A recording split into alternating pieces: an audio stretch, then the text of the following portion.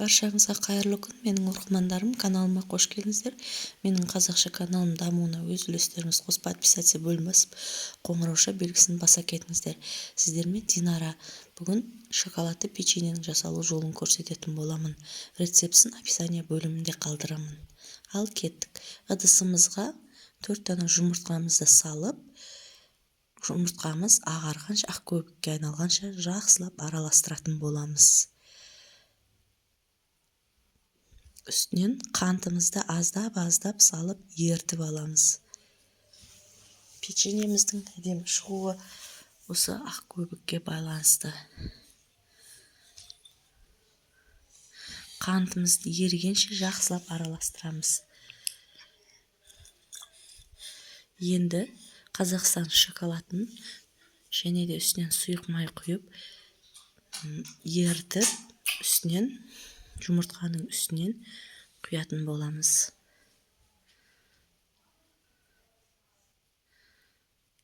Оны да жақсылап араластырып аламыз.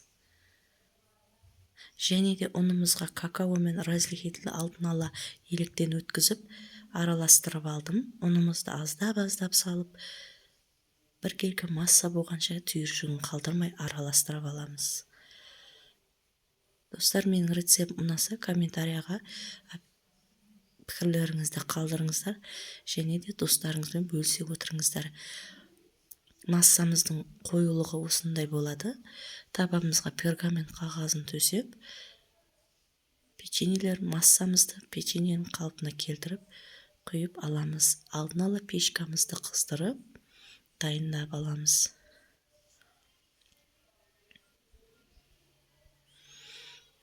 Үй жағдайында өте керемет печенье болады. Балаларыңызға жасап беріңіздер. Дәмі деген өте керемет болады. Кремі үшін сливки, сахарная пудра және де какаоны қосып, крем дайындап алдым. Неке дайын болған печеньелерімізге кремімізді өз қалауларыңыз бойынша құйып, безендіріп аласыздар.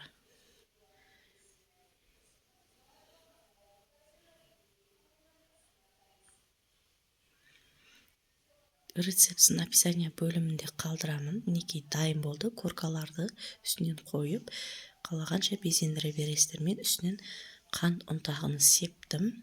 Егер менің видеом ұнаса, лайк басып, пікірлеріңізді қалдырыңыздар. Достар, мен сіздермен қоштаспаймын. Келесі видеода кездескенше аман сау болыңыздар.